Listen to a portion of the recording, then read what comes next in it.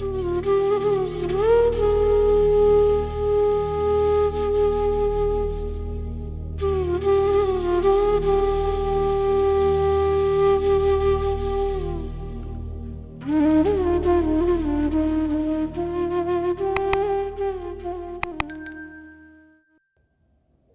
महाराज को चरण वंदना और आप सब साथ संगत को मेरा शत शत नमन। सभी को महाशिवरात्रि की हार्दिक शुभकामनाएं। अनंतम शुक्राना गुरुजी महाराज का आज मुझे ये अवसर बख्शने के लिए कि मैं अपना सत्संग शेयर कर पाऊँ। हालांकि काफ़ी देर से मन में आ रहा था कि मैं अपना सत्संग रिकॉर्ड करूं, बट किसी कारणवश मैं नहीं शेयर कर पा रहा था। शायद गुरुजी का हुक्म नहीं था, शायद गुरुजी ने आज का दिन चुनना था कि मैं अपना सत्संग शेयर कर पाऊँ। हुक्मे अंदर सबको, बाहर हुक्म न कोय, नानक हुक्म जे बुझे, तहों में कहे न कोय। तो गुरुजी से बस यही अरदास है कि गुरुजी ने अगर हुक्म दिया ये सत्संग शेयरिंग का, तो वो खुद ही बुलवाएं, उतना ही बुलवाएं और वैसे ही बुलवाएं जितना वो बुलवाना चाहते हैं और जैसे वो बुलवाना चाहते हैं। जैसे कि सारे सत्संग में सुनता रहा हूँ कि गुरुजी के साथ हम कब जुड़े इसका अंदाज़ा हम नहीं लगा सकते, तो ये बात मेरे पे भी लागू होती है, क्योंकि बचपन से ही पाठ पूजा का शौक़ था। घर पे देखा था हमने, माता की पूजा होती है, शिव जी की पूजा होती है, तो मेरे मन में भी वो डेली नित्यनेम करने का या पाठ करने का विचार था। गुरु की तलाश शुरू से थी, काफ़ी देर से थी। गुरु का मतलब नहीं पता था और पहले मैंने बजरंग बली को अपना गुरु बनाया। हनुमान चालीसा का लगातार पाठ करता था भगवान की मर्ज़ी से ही, बट तसल्ली नहीं हो रही थी। तो उसके बाद मैंने कृष्ण जी को अपना गुरु बनाया, फिर भी तसल्ली नहीं हो रही थी। हम अपने आप कुछ नहीं कर सकते हैं और जब गुरुजी ने आपको अपने पास बुलाना होता है तो उसका कोई ना कोई ज़रिया बनता है। तो हमारे लिए भी आज से 5 से 6 साल पहले मेरे फ्रेंड जयंत कंपानी की वाइफ नीति कंपानी, हमें उन्होंने कहा कि समाना होटल दुबई में सत्संग होते हैं और आप हमारे साथ चलो। हालांकि मैं इतना कन्विंस नहीं था, क्योंकि जो मनुष्य रूप में गुरु वगैरह रहे हैं मेरा उन पे इतना विश्वास नहीं रहा।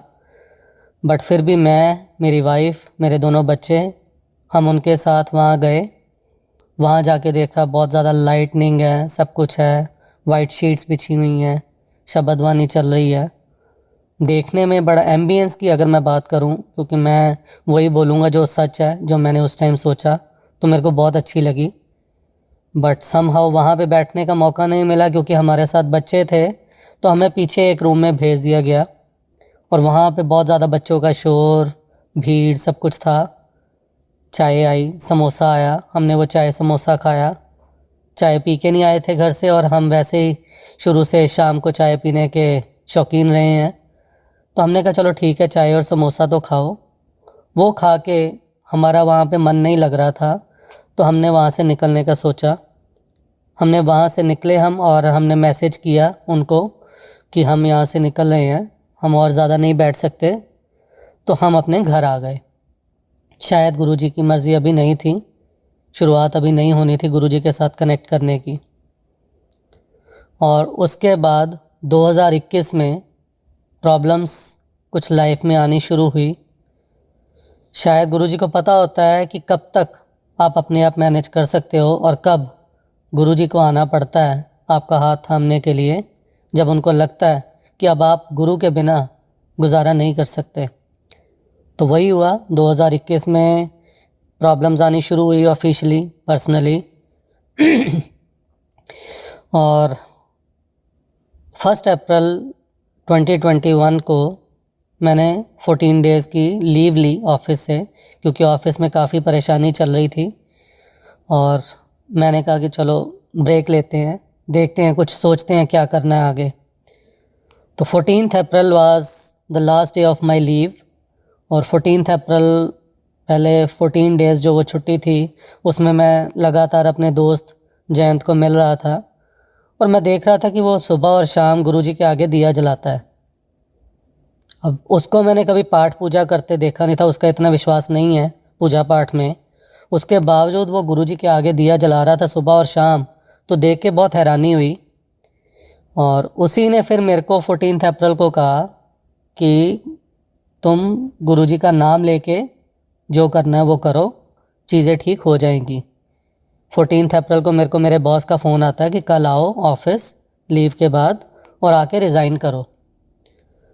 तो उस दिन फिर मैं उससे मिलता हूँ अपने दोस्त से, तो वो यही कहता है कि सुबह ये कह के निकलना कि गुरुजी आप आगे आगे चलो, मैं आपके पीछे पीछे आता हूँ।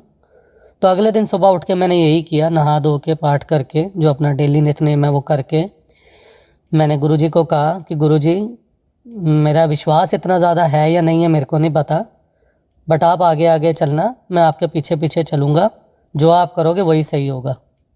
तो ये कह के मैं ऑफ़िस गया। ऑफ़िस में मीटिंग में बुलाया गया, मेरे को बोला गया कि आप इमीडिएटली रिज़ाइन करो, बट मैंने वो रिज़ाइन करने से मना कर दिया कि मैं ऐसे बिना नोटिस दिए कैसे रिज़ाइन कर दूं। तो वो कहते हैं कि आप ऐसे करो, आप आज 1 महीने का नोटिस दे दो। तो मैंने कहा मैं आज 1 महीने का नोटिस नहीं दूंगा, ये महीना मैं पूरा करूंगा और मैं 1 मई 2021 को 1 महीने का नोटिस दूंगा और फिर 30 May will be my last working day. पहले वो नहीं मान रहे थे, इस चीज़ पे काफ़ी बहस हुई। बहस होने के बाद उन्होंने अपने बॉस से आगे बात की और उन्होंने ये चीज़ एक्सेप्ट कर ली कि ठीक है। तो मैं उसके बाद घर चला गया और उसके बाद गुरुजी का मेरे को एक सपना आता है जिसमें मैं एक डोर से गुरुजी की तरफ एंटर करने वाला हूँ, बट गुरुजी मेरे को वहीं रोक देते हैं और कहते हैं कि ये सही रास्ता नहीं है, उधर से आओ, दूसरे रास्ते से आओ, दूसरे दरवाजे से। सपने में इससे ज़्यादा मेरे को कुछ याद नहीं था, जितना याद था मैं वही बता पाऊँगा। और उस टाइम ये नहीं पता था कि गुरुजी का सपने में आना उनके दर्शन होते हैं। तो ठीक है, सपना उसको सपना समझ के दिमाग में बात आई गई हो गई। और 27 अप्रैल को मेरे बॉस का फिर से फ़ोन आता है कि हम एक नया वर्टिकल शुरू कर रहे हैं और हम तुम्हें उस वर्टिकल में डाल देंगे 1 मई से, तो तुम्हें रिज़ाइन का नोटिस डालने की ज़रूरत नहीं है। तो शायद ब्लेसिंग्स का सिलसिला शुरू हो चुका था, तो गुरुजी ने शायद अभी टाइम देना था, वो सही टाइम नहीं था उनके हिसाब से रिज़ाइन करने के लिए, तो गुरुजी ने अभी जॉब कंटिन्यू करवाई। उसके बाद जयंत जो मेरे दोस्त हैं, उनकी वाइफ ने मेरे को सत्संग्स भेजने शुरू किए, क्योंकि कोविड का टाइम था तो काफ़ी ऑडियो रिकॉर्डिंग्स होती थी सत्संग्स की। तो काफ़ी सारे सत्संग सुनने शुरू किए, नरेंद्र ढंड अंकल के, पंकज गौतम अंकल के, उषा आंटी के, MP सिंह अंकल के। कुछ नाम मैं शायद भूल जाऊं, ना ले पाऊं, जो गुरुजी बुलवाएं बस उतना ही बोल पा रहा हूं। वो सत्संग्स डेली सुनने शुरू कर दिए मैंने और उससे काफ़ी ज़्यादा मेरा विश्वास बढ़ना शुरू हो गया।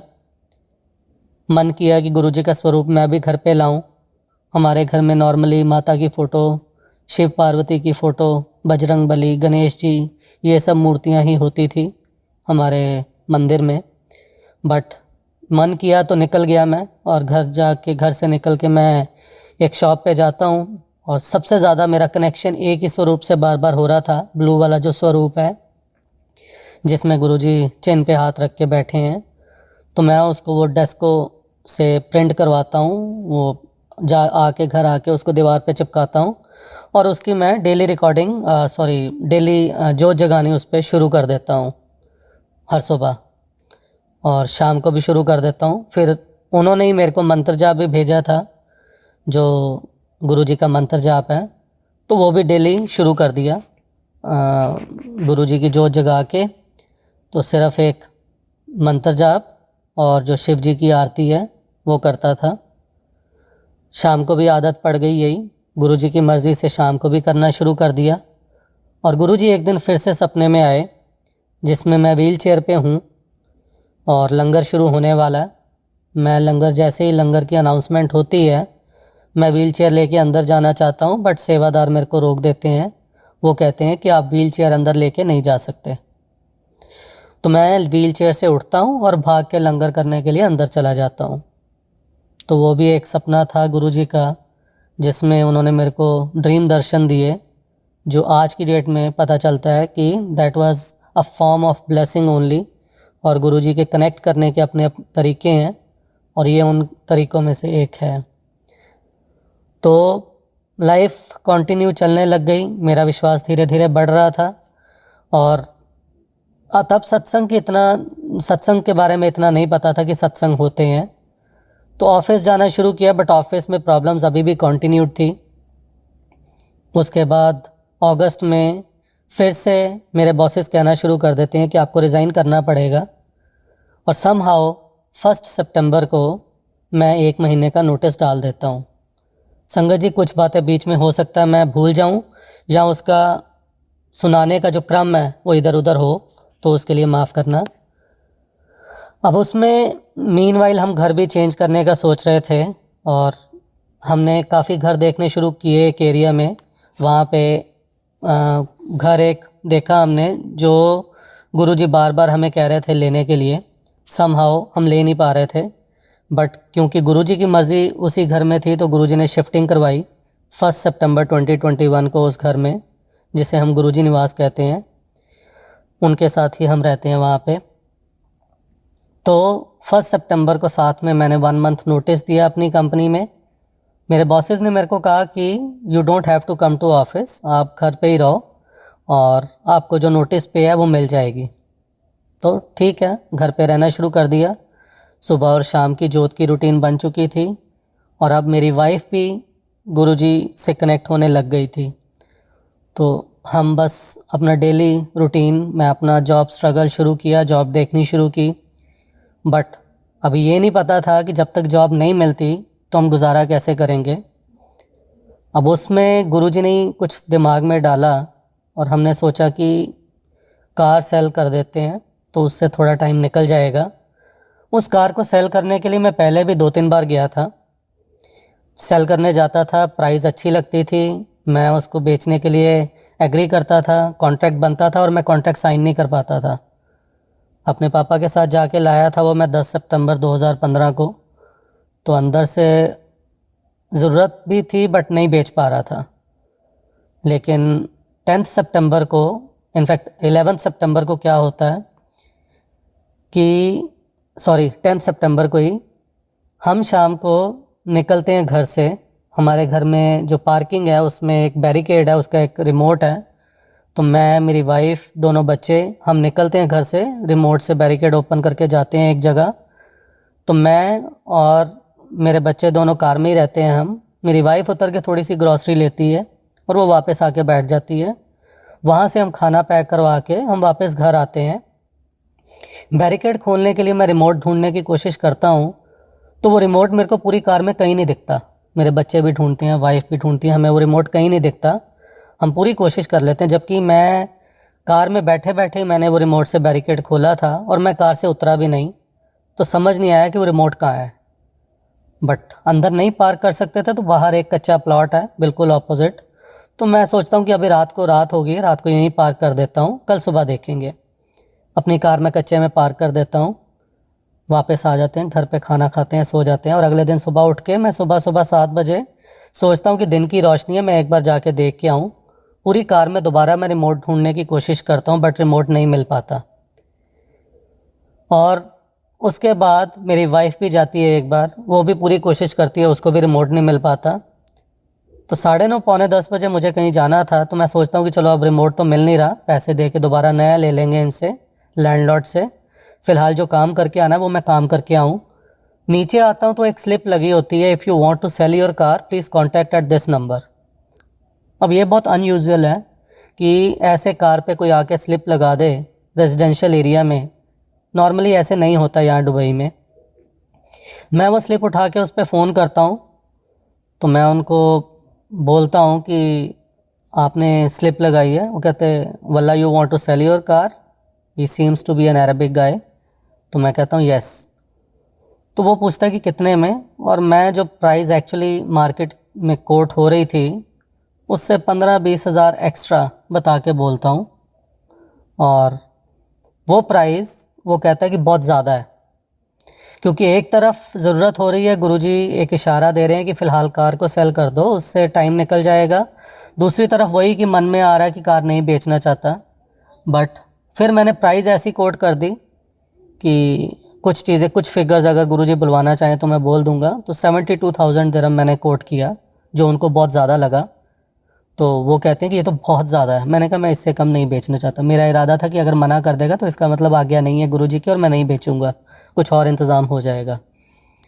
और उसके बाद वो कहता है कि मैं कार देखना चाहता हूँ। हमने कहा ठीक है, आज हमारे घर पे पूजा है, आप पूजा के बाद 1:30 बजे आ सकते हो। तो उस दिन हमने छोटा सा अपने घर पे खुद ही एक हाफ एन आवर का सत्संग रखा था और कढ़ी चावल का लंगर बनाया था। हमने वो अपना किया, उसका कोई फ़ोन नहीं आया तो मैंने कहा चलो नहीं आया फ़ोन, लीव इट। 2 सवा 2 बजे उसका फ़ोन आता है कि मैं आपके घर के नीचे हूँ। वो आता है तो नीचे आके मैं मिलता हूँ। उसके साथ उसका कज़न होता है, वो पूरी कार की इंस्पेक्शन करता है। कहता है आपकी कार 2,40,000 किलोमीटर चल चुकी है, टायर्स जा चुके हैं, बैटरी भी not in A properly working condition, और गाड़ी पूरी की पूरी रीपेंटेड है। मैंने कहा नहीं, सारी की सारी रीपेंटेड नहीं है, पीछे वाला जो पैसेंजर डोर है वो अभी अनपेंटेड है, it is the original paint. तो मीन्स कि है पूरी पेंटेड बट एक दरवाज़ा पेंटेड नहीं है। वो ऊपर चढ़ के देखता है तो उसका रूफ़ भी टूटा होता है, क्योंकि उसका क्लेम अभी मैंने नहीं लिया था। हमारी बिल्डिंग की एक घर की विंडोज़ पे गिरी थी because of natural calamity and I did not take the claim. तो वो कहता है कि इसका आपको 60,000 से ऊपर तो नहीं मिल सकता। तो मैंने कहा मैं I don't want to sell the car. वो कहता है कि मैं अजमान से आया हूँ, अब आप कह रहे हो कि I don't want to sell the car. I said I don't want to sell the car in less than the amount which I have coated.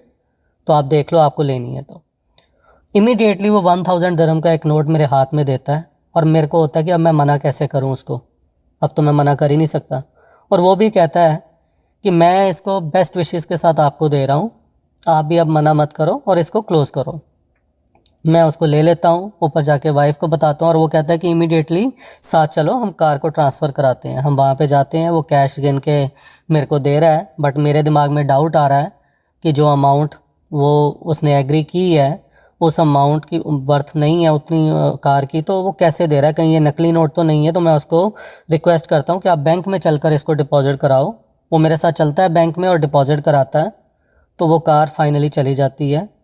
और उसी के 2 दिन बाद मेरा एक दोस्त सतीश पांडे, जो काफ़ी सालों से यहीं पे था और काफ़ी पुराना मेरा दोस्त रहा है, वो इंडिया शिफ्ट होने का प्लान करता है और अपनी कार कहता है यहाँ छोड़ जाता है और मेरे को कहता है कि जब तक तो अपनी कार नहीं अरेंजमेंट होता तो you drive this car. It was an Honda accord. तो वो मेरे को दे देता है अपनी गाड़ी। नॉर्मली ऐसे कोई नहीं देता, बट उसने दी और मैं भी 2 दिनों बाद फिर मेरे पास कार आ जाती है और मेरे पास ज़रिया एक हो जाता है आने जाने के लिए। उसके बाद बस गुजारा हम कर रहे होते हैं, हमारे पास एक अमाउंट आ गई है जिससे हम स्पेंड कर सकें और अपने जो डेली रूटीन के जो एक्सपेंसेस हैं उसको मीट कर सकें। तो करते करते जनवरी आता है और मेरे मन में अब आना शुरू हो जाता है, बड़े मंदिर का इतना नाम सुना है तो मैं 31 दिसंबर न्यू ईयर जो है वो मैं 1 जनवरी को मैं बड़े मंदिर में मनाना चाहता हूँ। बट शायद गुरुजी की मर्ज़ी नहीं है, क्योंकि उनकी मर्ज़ी के बिना हम बड़े मंदिर नहीं पहुँच सकते, तो नहीं हो पाता वो। फिर मेरे दिमाग में आता है कि 31 जनवरी को मेरा बर्थडे है, एटलीस्ट बर्थडे मैं बड़े मंदिर में मना पाऊँ तो बहुत अच्छा होगा। वो भी नहीं हो पाता है। और मार्च में हमें एक सत्संग यहाँ पे अटेंड करने को मिलता है। हम वहाँ पे सत्संग अटेंड करते हैं, हमें बहुत अच्छा लगता है। उससे पहले मैं बताना भूल गया कि जयंत के साथ मैं उनके किसी फ्रेंड के घर पे भी सत्संग में जाता हूँ, जहाँ पे गुरुजी एक सेवा भी दिलाते हैं और वो अच्छा लगता है। और ये दूसरा सत्संग था मार्च में जो मैं अटेंड करता हूँ। और उसके बाद लगता है कि अब आगे कैसे सर्वाइव करना है, क्योंकि 6 महीने हो गए, जॉब का कुछ हो नहीं रहा, तो अब कहीं ना कहीं से कुछ और अरेंजमेंट तो करना पड़ेगा। तो उसके लिए दिमाग में आता है कि जो ई शॉप्स हैं कंपनी के, वो ही सेल करने पड़ेंगे और कोई ऑप्शन नहीं है, और उसके लिए जाना पड़ेगा इंडिया। अब ये भी नहीं पता कि अभी लोन का यहाँ पे मेरा एक प्रॉब्लम थी जिसके कारण मेरे को डाउट था कि हो सकता है ट्रैवल बैन ही ना लगा दिया हो मेरे पे, क्योंकि लोन की रीपेमेंट नहीं हो रही है जॉब जाने के बाद से। तो मैं 28 मार्च की टिकट बुक करता हूँ, 28 मार्च 2022 विच इज़ ए मंडे। और मैं सोचता हूँ कि मैं दिल्ली जाता हूँ, मेरा घर जलंधर में है तो अमृतसर की फ़्लाइट लेता हूँ नॉर्मली, बट फिर भी मैं दिल्ली की फ़्लाइट बुक कराता हूँ कि वहाँ जाऊँगा, बड़े मंदिर जाऊँगा और बड़े मंदिर मत्था टेक के फिर आगे जाऊँगा जलंधर। तो 28 मार्च को मैं शारजा एयरपोर्ट पहुँचता हूँ और वहाँ पे इश्यूज़ आने शुरू हो जाते हैं। उस टाइम कोविड का टाइम था, तो एक फॉर्म फिल करना होता है, वो फॉर्म फिल किया। उसके लिए उन्होंने मेरे को भेज दिया एक जगह कि उसको अटेस्ट करवा के लाओ। तो अटेस्ट करवाने के लिए गया और वहाँ पे बहुत बड़ी लाइन, और मेरा नंबर नहीं आ रहा है, बोर्डिंग ख़त्म होने का टाइम हो रहा है। और लास्ट मोमेंट पे जब मेरा नंबर आता है और मैं नीचे पहुँचता हूँ तो सिर्फ मैं ही होता हूँ। तो वो कहते हैं कि आप अगर 5 मिनट और लेट होते तो आप शायद ना जा पाते। तो मेरे को सीट नंबर मिलता है 1, सबसे आगे वाली सीट। और मैं फ़्लाइट बोर्ड कर लेता हूँ, जिससे पता चल जाता है कि ट्रैवल बैन अभी नहीं है। सुबह लैंड करता हूँ दिल्ली में, वहाँ से छतरपुर जाता हूँ। छतरपुर जाके होटल ढूंढना शुरू करता हूँ कि रात मेरे को नहीं रुकना है। तो मैं होटल वाले से रिक्वेस्ट करता हूँ कि मेरे को होटल चाहिए, बट मेरे को रात को चेकआउट करना है, तो आप उस हिसाब से मेरे को बताओ। वो एक अमाउंट बताते हैं, मैं एग्री करता हूँ, अपना सामान अंदर रखता हूँ। सोचता हूँ कि अभी 6 साढ़े 6 सुबह के बजे हैं, तो मंदिर तो 8 बजे खुलेगा, तो अभी मैं सो जाता हूँ थोड़ी देर। सोने की कोशिश करता हूँ, नहीं सो पाता हूँ। तो मैं नहाना शुरू कर देता हूँ, सोचता हूँ कि निकलूँ, क्योंकि बड़े मंदिर पहली बार जाना है और मेरे को कुछ रास्ता नहीं पता कैसे जाना है, तो देखना भी पड़ेगा, तो बेटर है अभी निकलता हूँ। नहा धो के अपना पूजा पाठ करके मैं निकलता हूँ। देखने की कोशिश कर रहा हूँ कि क्या कुछ मिल रहा है या नहीं मिल रहा। एक ऑटो मिलता है जो आगे, सॉरी, ये माहिलपुर में होटल लिया था, और वहाँ से ऑटो मिलता है मेरे को छतरपुर के लिए। तो मैं वहाँ पे छतरपुर पहुँचता हूँ। वहाँ से लोग जैसे कि बताते हैं कि हाँ ऑटो जाते हैं यहाँ से बड़े मंदिर, वो ऑटो लेता हूँ, बड़े मंदिर पहुँचता हूँ। वहाँ जाके काफ़ी रश होता है, मंडे का दिन है, और एक अलग वाइब्स बॉडी में होती हैं। गुरुजी ने ये चीज़ तो बोली हुई है, कोई 5 किलोमीटर के रेडियस से भी अगर निकल जाए तो उसको ब्लेसिंग मिल जाती है। तो वो वाइब्स मैं फ़ील कर पा रहा था।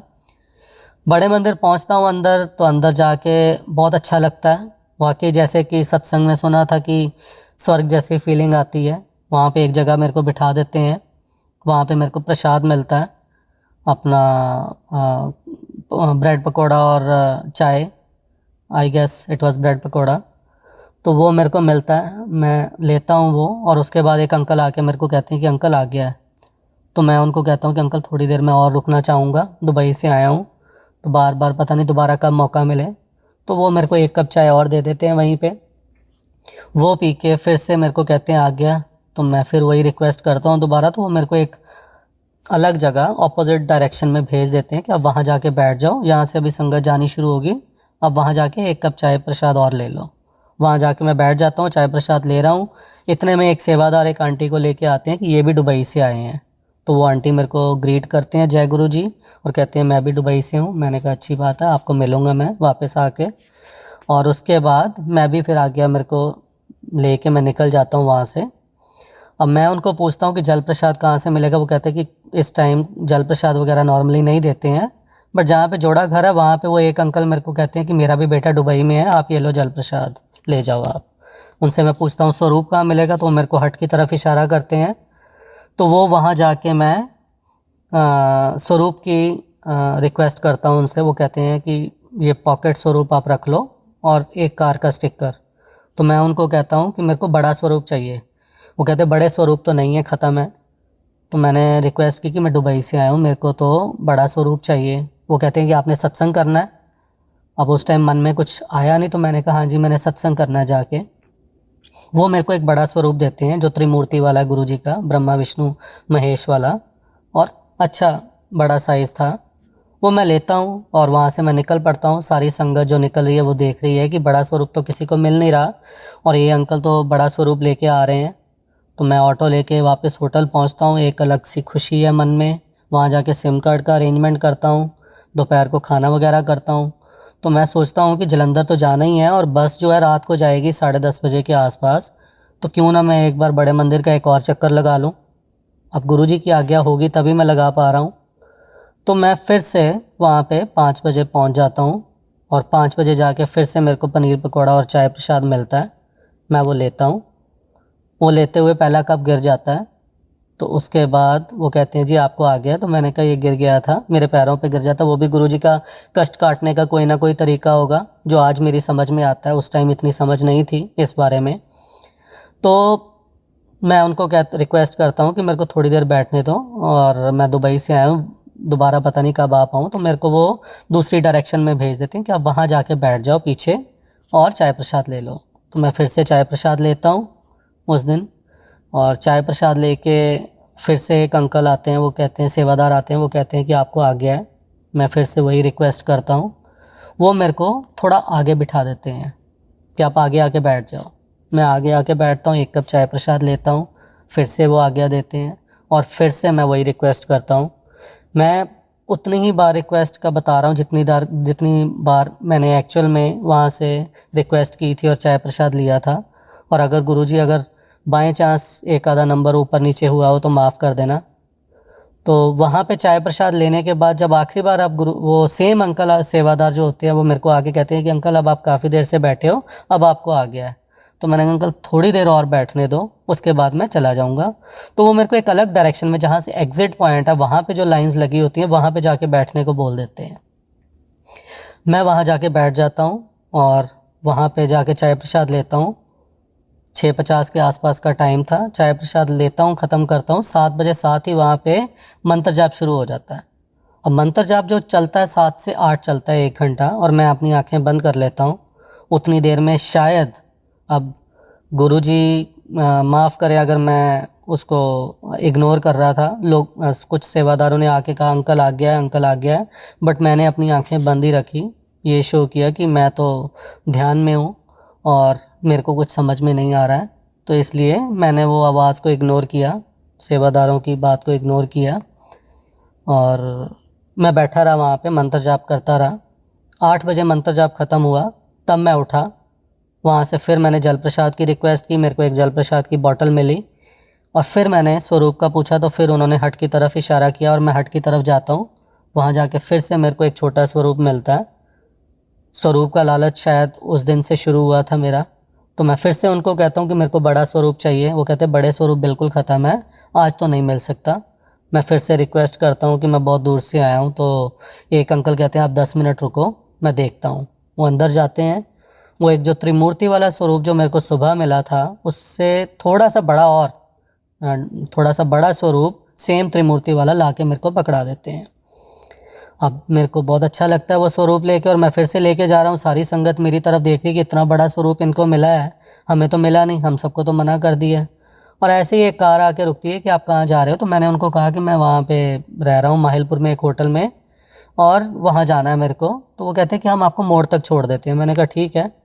तो मोड़ तक वो छोड़ते हैं मेरे को। वहाँ से मैं वही ऑटो लेता हूँ और अब मैं होटल का नाम भूल चुका हूँ कि कौन से होटल में मैं रुका हुआ हूँ। मेरे को सिर्फ थोड़ा लोकेशन का आइडिया है। पहली बार महलपुर आया हूँ, इतना आइडिया पहली बार में नहीं होता, बट फिर भी अपना वहाँ पे मैं रुकता हूँ और एक जगह, और मेरे को लगता है कि यहीं पे है, तो मैं अपना उतर के उसको पैसे देता और निकल जाता हूँ। और मैं अपना सामान चेकआउट करके गया था होटल की रिसेप्शन पे रख के। 10 बजने में 10 मिनट के आसपास का टाइम था। 10:30 की बस थी जो कि मेरे को एयरपोर्ट से लेनी थी। तो वहाँ होटल समहाउ मिल जाता है मेरे को, क्योंकि मेरे को एयरटेल के बोर्ड्स की निशानी थी थोड़ी। तो होटल से मैं चेकआउट करता हूँ, सामान लेता हूँ, ऑटो करके एयरपोर्ट बस वाली जगह पे पहुँचता हूँ, टिकट लेता हूँ अपनी। वो कहते हैं कि अभी आधा घंटा है, आधे घंटे में मैं थोड़ा कुछ खाने के लिए देखता हूँ वहाँ पे, और रात को फिर मैं ओवरनाइट ट्रैवल करके सुबह जलंधर पहुँच जाता हूँ। अब सुबह जब जलंधर पहुँचता हूँ तो 29 तारीख होती है, ट्यूसडे, और जो मन में आता है कि काम तो जो करने हैं वो करने ही हैं, क्यों ना डुगरी मंदिर के भी दर्शन किए जाएं। तो मैं प्लान करता हूँ कि संडे के पहले हफ्ते। अब उसमें बहुत सारी चीज़ें उसके दौरान भी चल रही थी। मेरा वीज़ा कैंसिल करने के लिए पुरानी कंपनी प्रेशर डाल रही थी, और उस चीज़ को मद्देनज़र रख के मेरे को वो कैंसिल करवाना था किसी तरह। बट इधर से मेरा वीज़ा नहीं हो पा रहा था क्योंकि कोर्ट केस बैंक ने कर दिया था। अब कोर्ट केस का भी मेरे को कैसे पता चलता है कि एक संगत के घर पे मेरे को इनविटेशन आता है सत्संग का, और मैं उनके घर पे जाता हूँ। It was somewhere in April only.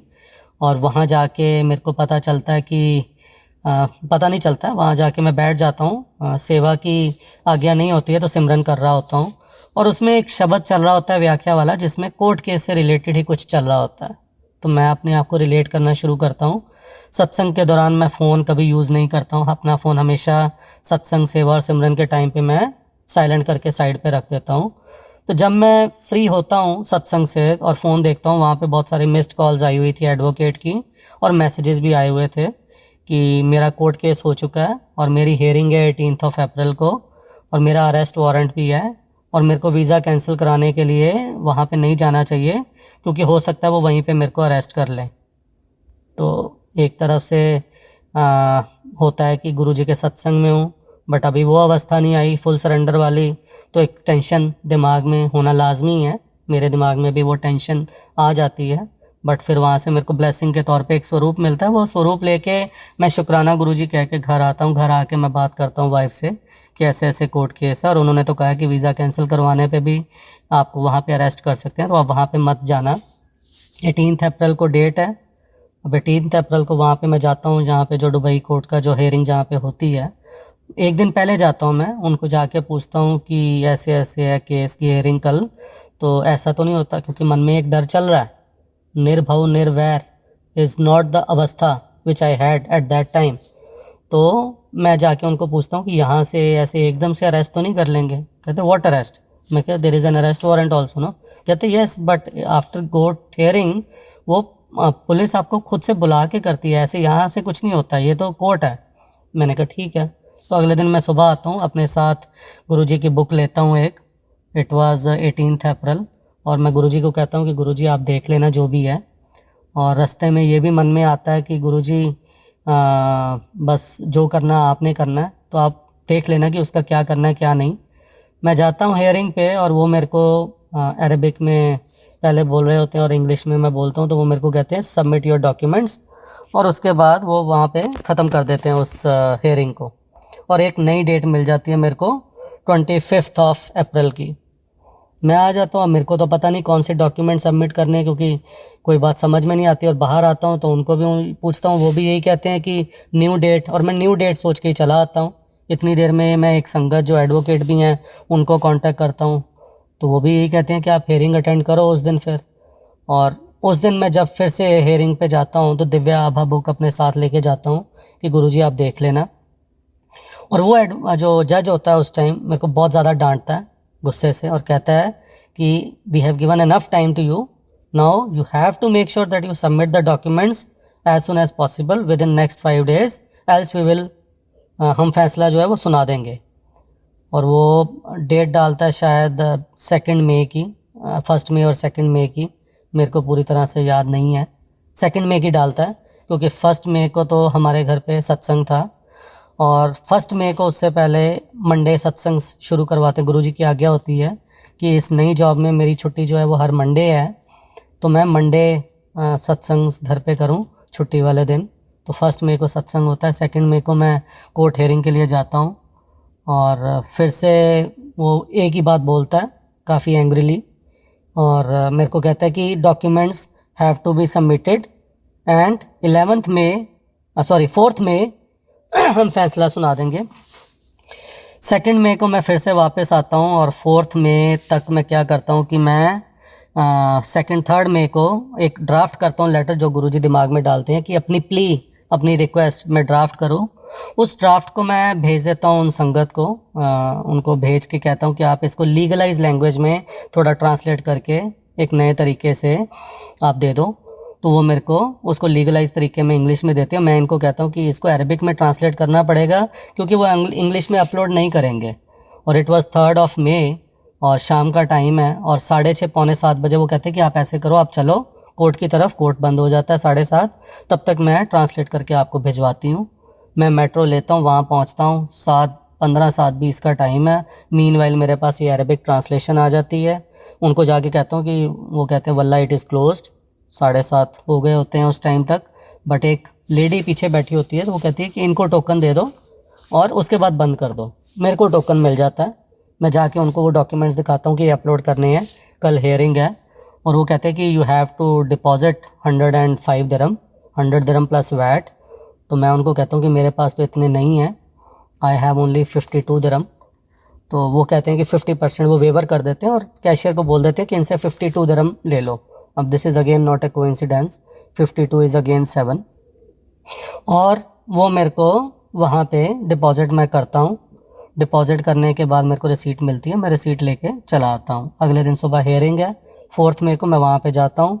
जज चेंज हो चुका है, वो जो गुस्से वाला जज था वो नहीं है, इट इज़ ए फीमेल जज नाउ। वो फीमेल जज जो है वो मेरे को कहती है कि आपके डॉक्यूमेंट्स मैंने कहा सबमिट कर दिए हैं। ओके वल्ला यू गो। मेरे को कुछ समझ में नहीं आता कि अब क्या, व्हाट इज़ नेक्स्ट। मैं बाहर आता हूँ, उनसे पूछता हूँ, तो वो मेरे को कहते हैं कि शी इज़ नॉट कॉम्पिटेंट जज। तो उन्होंने एक सीनियर जज को रेफ़र कर दिया आपका केस, क्योंकि उसको वो समझ में नहीं आ रहा है, वो उस केस के लिए नहीं अप्रोप्रिएट है। तो मैं फिर वापस आ जाता हूँ और 11 मई की डेट डलती है। 11 मई की डेट पोस्टपोन होकर 12 मई हो जाती है। 12 मई को जब मैं जा रहा होता हूँ दिव्या आभा लेके, तो मैं मेट्रो में गुरुजी को कह रहा होता हूँ कि गुरुजी मेरे को किसी तरह आप प्रेजेंस फील करा दो कि आप हो यहाँ पे। और तभी एक संगत आती हुई दिखती है जो हमारे घर पे सत्संग में नॉर्मली हर बार आती है। तो मेरे को तसल्ली हो जाती है कि गुरुजी ने वो प्रेजेंस शो कर दी। बोलते ही हम एक दूसरे को विश करते हैं। सॉरी संगत जी। मैं वहाँ पे कोर्ट पहुँचता हूँ, मैं दिव्या आभा बुक वहाँ पे रखता हूँ, उसके ऊपर फ़ोन रखता हूँ। फ़ोन पे हेयरिंग होती है और फ़ोन पे हेयरिंग करते हुए जज आता है। वेरी प्लीजिंग पर्सनैलिटी, स्माइल करते हुए ग्रीट करता है मेरे को। मैं भी ग्रीट करता हूँ और उससे पहले मैं अरदास करके हटा था कि गुरुजी जज की कुर्सी पे आप बैठ जाना, जो फ़ैसला जज सुनाएगा मैं यही सोचूंगा वो फ़ैसला आपका है। और मैं हेयरिंग शुरू होती है। हेयरिंग शुरू होने के बाद जज मेरे को ग्रीट करके स्माइल करके कहता है कि यू हैव बैंक लोन। मैंने उसको बताना शुरू किया कि मेरी I am out of job for so many months, मेरी कोई इनकम नहीं है, I have a family and all. वो कहता है या आई हैव रेड इट, मैंने पढ़ा है वो सारा। तो मैंने ये भी लिखा कि I have no intention to go away but to pay, but at the same time I need time. तो वो कहता है कि वल्ला नो वरीज यू गो। तो मैं वहाँ से फिर निकलता हूँ। बाहर आके फिर से मैं उस लेडी से पूछता हूँ, तो वो लेडी कहती है कि आप जा सकते हो, you have to pay this much amount to bank and you can go. तो मैंने कहा what about travel ban and arrest warrant. कहते व्हाट अरेस्ट वारंट। तो मैंने कहा there was an arrest warrant also ना, कि उस केस के लिए। कहते नहीं, दैट जज हैज़ रिजेक्टेड इट। तो there is no arrest warrant. हाँ ट्रैवल बैन रहेगा, जब तक आपकी जॉब शुरू नहीं होती, आप बैंक लोन नहीं देते हो, तो travel ban, you can not travel, but arrest warrant आपका कैंसिल, रिजेक्ट कर दिया।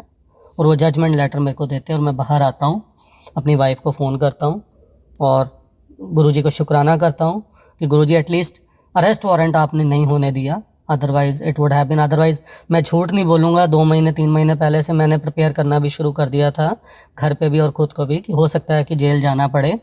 इवन बुक्स तक दिमाग में रख ली थी, कौन सी बुक्स लेके जानी है, दिव्या आभा, डिवाइन ग्रेस, शिव पुराण, ये किताबें लेके जानी है। ह्यूमन दिमाग है तो सोचता है इन चीज़ों को, पूरा सरेंडर करने की अभी अवस्था नहीं आई है, तो ये चीज़ें होती हैं। तो ये चीज़ से निकल के उसके बाद साथ ही मैं अपने पुरानी कंपनी के एचआर को फ़ोन करता हूँ और वो मेरा वीज़ा कैंसिल भी करने के लिए प्रोसेसिंग कर देते हैं 16 मई को।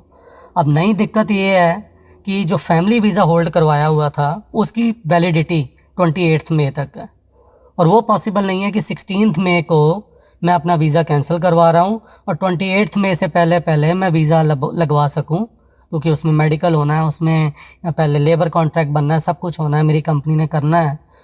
वो नहीं हो पा रहा। और 28 को मेरे दिमाग में आता है कि जो सिक्योरिटी दी हुई है वो भी मेरे किसी फ्रेंड ने दी हुई है 5000, तो वो वापस नहीं आएगी 5500। तो ये बहुत बड़ी एक कॉस्टिंग पड़ जाएगी मेरे सिर पे, जो मैं अभी अफोर्ड ही नहीं कर सकता। फिर भी गुरुजी दिमाग में डालते हैं कि जाके प्ली दो, तो मैं वहाँ जाके प्ली देता हूँ कि मैं इसलिए फैमिली वीज़ा रिलीज़ नहीं करवा पा रहा था क्योंकि मेरा कोर्ट केस था, उसकी हियरिंग अभी आई है 12 मई को। 16 मई को मेरा वीज़ा कैंसिल हुआ है, 28 मई तक वो नहीं हो पाएगा, तो please don't keep that 5000 and refund it. और मेरा वीज़ा जो है वो लग के आता है और वीज़ा लगने के बाद वो मेरे को रिफ़ंड भी मिल जाता है मेरे दोस्त को जिसने पे किया होता है, जिसके बाद मेरे को उसको सिर्फ 500 दिरहम देने हैं जो प्रोसेसिंग की फ़ी थी। तो ऐसे करके मेरा जो कोर्ट केस है वो गुरुजी खुद जज की कुर्सी पे बैठ के मेरा अरेस्ट वारंट कैंसिल कराते हैं, मेरा वीज़ा कैंसिल करवाते हैं पुरानी कंपनी का, नई कंपनी में मेरा वीज़ा लगवाते हैं, मेरी फैमिली का वीज़ा कंटिन्यू रिन्यू होता है और फिर से लाइफ आगे बढ़ती है। संगत जी मेरे पास सत्संग अभी बहुत सारे हैं, मेरे को नहीं लगता कि अगले 1 घंटे में भी शायद मैं ख़त्म कर पाऊँ। तो अभी के लिए इस सत्संग को मैं विराम देता हूँ और विराम देते हुए ये कहता हूँ कि आगे के सत्संग, जो बाकी के सत्संग हैं, जब गुरुजी की आज्ञा होगी मैं उनको भी आपके साथ शेयर करूँगा। और महाशिवरात्रि की आपको फिर से ढेर सारी शुभकामनाएं। गुरुजी सिर्फ़ और सिर्फ़ मैं एक चीज़ ज़रूर बोलना चाहूँगा इसमें, क्योंकि ये गुरुजी ने शायद सेवा दी हुई है मेरे को। गुरुजी के सत्संग की जो गरिमा है उसे बनाए रखना बहुत ज़रूरी है। उसके लिए हमारे लिए, संगत के लिए ज़रूरी है, जो मैंने सीखा है गुरुजी से, कि हम उनके प्रोटोकॉल्स को फॉलो करें। रिचुअल्स उन्होंने कभी नहीं कहे, बट हाँ एक मर्यादा है सत्संग की, एक गरिमा है जिसको हमें बनाए रखना है। उसके लिए ज़रूरी है कि जब हम सत्संग घर पे करते हैं तो हम 3 चीज़ों का विशेषकर ख्याल रखें कि सत्संग में बानी ही चले, या फिर गुरुजी के ब्लेस्ड किए हुए जो भजन है वो चलें, उसके अलावा कुछ ना चले। लंगर प्रसाद बिल्कुल सिंपल हो, जिसमें दाल, एक सब्जी, चपाती, चटनी प्रसाद और कढ़ा प्रसाद हो। प्रसाद हम पूरी तरह ख़त्म करें, चाहे वो चाय प्रसाद है या लंगर प्रसाद है। और सत्संग narration is very important part of सत्संग, जिसमें संगत अपने साथ जो हुए हैं, जो ब्लेसिंग्स हैं, जो कल्याण गुरुजी ने किए हैं, वो सारी संगत को सुनाएं, जिससे कि उनको भी ब्लेसिंग मिले और जो सत्संगत सुन रही है उनको भी ब्लेसिंग मिले। अभी मेरी लाइफ में भी अवस्था वो नहीं आई है कि मैं पूरी तरह से समर्पण कर पाऊँ, बट प्रयासरत हूँ, अपनी तरफ से पूरी कोशिश कर रहा हूँ। और गुरुजी उन चीज़ों में, काफ़ी चीज़ों में आगे, मैं जो सत्संग शेयर करूँगा काफ़ी सारे जो मेरे साथ हुए हैं, नॉन मटेरियलिस्टिक सत्संग, जिसमें गुरुजी ने दिखाया है कि he is still available every time 24 hours a day. आपको सिर्फ उनको याद करने की देरी है। गुरुजी की भक्ति करना मतलब गुरुजी से प्यार करना और गुरुजी को याद करना। रघुबीर अंकल के बहुत सारे सत्संग सुने हैं जिसमें उन्होंने भी यही चीज़ बोली है कि गुरुजी को याद करना ही गुरुजी की भक्ति करना है। और आज की डेट में मेरी लाइफ में अभी भी काफ़ी सारी प्रॉब्लम्स चल रही हैं, बट उनको काटने के लिए, मेरे कर्म को काटने के लिए गुरुजी ने मेरे को एक रामबाण दिया हुआ है, वो है गुरबानी और सत्संग। मैं गुरबानी सुनता हूँ, उसमें मेरे को बहुत सारे मैसेजेस मिलते हैं, सॉल्यूशंस मिलते हैं। सत्संग सुनता हूँ, उससे काफ़ी कुछ सीखता हूँ, और सीखते रहें हम, यही हम कैसे गुरुजी से अरदास कर सकते हैं। तो अभी के लिए विराम दे रहा हूँ। अगर कोई भूल चूक हुई हो, कोई गलती से कुछ गलत निकल गया हो मुंह से, तो संगत जी माफ़ करना, गुरुजी आप भी माफ़ करना। और शुक्रिया। तेरे बिना सुने कोई जज्बात ना, मेरे विच ऐसी कोई गल बात ना।